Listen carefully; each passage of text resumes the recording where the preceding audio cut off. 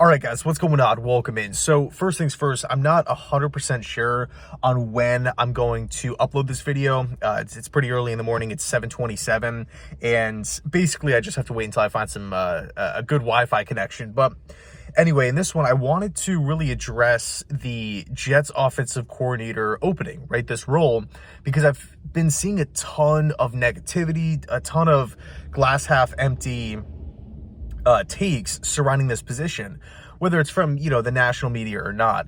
And again, in this one, I kind of want to just come at it from a different angle and talk about why I think it's actually a pretty desirable role. As far as some of the negative takes, what's happening with the quarterback position. This isn't a playoff team. So Robert Saleh's a dead man walking. Pressure from Woody Johnson. There could be a playoff mandate, even though Woody Johnson said there isn't. Playing in a really tough division in the AFC East, a tough conference in the AFC. So there's obviously a lot of red flags that people are raising. And by no means am I saying that, like, if you are looking at this position kind of in a negative light, that's totally fine. I'm not the type of person to tell somebody what to root for, or how to root. I'm not going to tell a fan how to be a fan. But when I look at this position, I think the first thing, when I flip it and kind of look at the glass half full mentality, this was a 7-win football team. A 7-win football team a year ago, with all of the quarterback inconsistencies, with all of the mistakes, all of the penalties, all of the injuries, all of the times where the Jets constantly shot themselves in the foot. 7 wins. You can even make an argument. This is realistic. This isn't hyperbole. Mike LaFleur could have gotten this offense to the playoffs if Breece Hall and AVT didn't get hurt. This team could have legit made it in. Or if Mike White was the starting quarterback right out of the gate from week 1. So when I look at and compare the roads in front of these job openings, like how long is it going to take to get to the promised land? How long is it going to take to get to the dance, which is the playoffs? When I compare that to teams like the Carolina Panthers, the Indianapolis Colts, the Houston Texans, I think the Jets are right on the cusp. Right on the cusp. Just got to hope a couple people stay healthy, make a couple swaps in and out, and I think you're going to have a pretty solid chance, which leads me to the second point. The Jets, they have offensive weapons. They have young core pieces that they can build around. It's not like a situation like the Arizona Cardinals with DeAndre Hopkins, where it's like, okay, is he going to get traded? What's the direction? What's the identity? You have all these different question marks. It's like, no, Garrett Wilson's he's under contract. AVT's under contract. Elijah Moore's under contract. Michael Carter's under contract. Corey Davis is under contract. The 2 veteran tight ends under contract. Like, the Jets have guys in place. I'm assuming here nobody's going to be holding out, trying to look for an extension and all this kind of stuff. But if you're an offensive coordinator analyzing jobs, comparing jobs left and right, you're looking at the Jets and you're like, man, they aren't really spending a ton of money on their offensive weapon category, or that side of the personnel, but man, they have a lot of it. There's a lot to work with there. So 7 wins, you already have offensive weapons at your disposal. Number 3, you have a defense. If you're an OC, whether you're young, old, you've been around the game for a long time, you haven't been around the game for a long time, you don't have to coach this Jets team. You don't have to call plays on Sunday. You don't have to game plan with the mindset of, we got to drop 30. We have to hang 31 on the opponent to win. Nope. Not the case. Look, football is a year-to-year thing. Maybe the defense doesn't look as good as, compared to last season. Maybe it does get a little bit worse. But how much worse?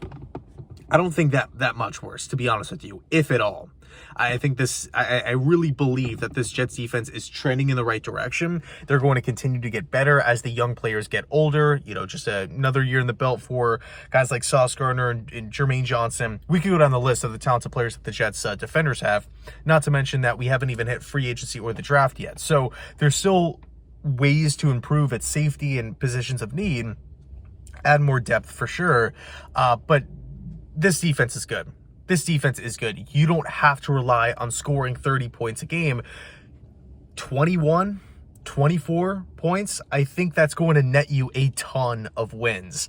Now, when we talk about the playoff mandate, right, Woody Johnson obviously said there isn't one, but I don't know. I feel like there still kind of is one. Like if the Jets don't make the playoffs next year, I could see Johnson cutting ties with Joe Douglas, cutting ties with Woody Johnson.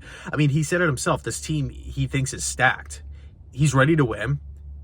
And because of that, right, and this is kind of one of the points that everybody's bringing up as a negative, like, you got to make the playoffs or your job's on the line, you're going to be fired if you don't. I'm looking at that as a positive. You got Joe Douglas, Robert Saleh under pressure to make the playoffs. What does that mean for you as an OC? You can go out and make an argument for pretty much any quarterback you want. Any quarterback you want. Lamar Jackson, we're talking about the possibility of him coming to the Jets. Woody Johnson already has your back. He's willing to spend the money. He said it himself. He's willing to drop the cash on a veteran quarterback. You want Jimmy G? We're probably going to go get him. You demand Derek Carr? We'll try to go get him. Aaron Rodgers, by a chance, Tom Brady. I mean, there's a chance that the Jets could land these guys. If you're an OC and Saleh doesn't have any input offensively, Joe Douglas doesn't have any input as far as the game plan and all that kind of stuff is concerned, it's your show.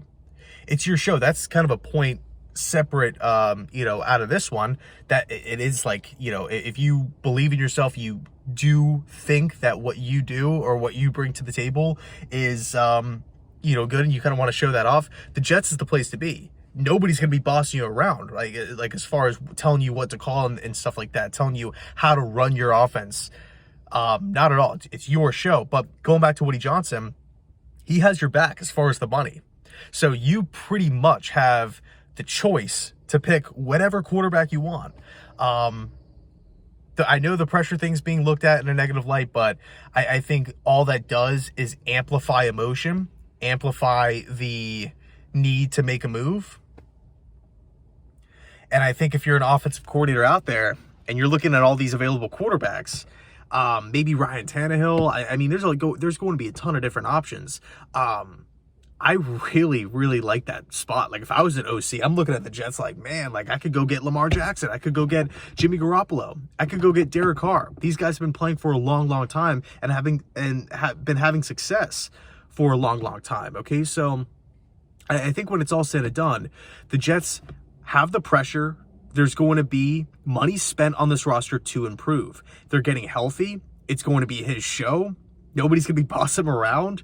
They're a 7-win football team last year with all of the problems, all of the, again, injuries and mistakes and this and that. So you're right on the cusp. And you have that great defense. I love this Jets OC opening. Granted, I'm a fan. Maybe I'm looking at it through, green shaded glasses. Maybe so. But I think everything that I just said there is a fact, right?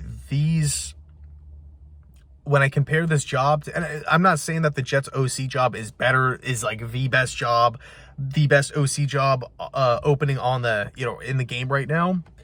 Because again, we do have to look at Tennessee and Washington and whatnot, but it's good. It's not as bad as everybody's making it out to seem like, oh, this is just a guarantee you're going to be out of a job in a year. So that's just my 2 cents. Let me know your thoughts down below in the comment section. Are you viewing it as a good opening or kind of a bad opening? Like, what would you do in a situation like this? Where would you prefer to wind up? So let me know your thoughts, and as always, go Jets.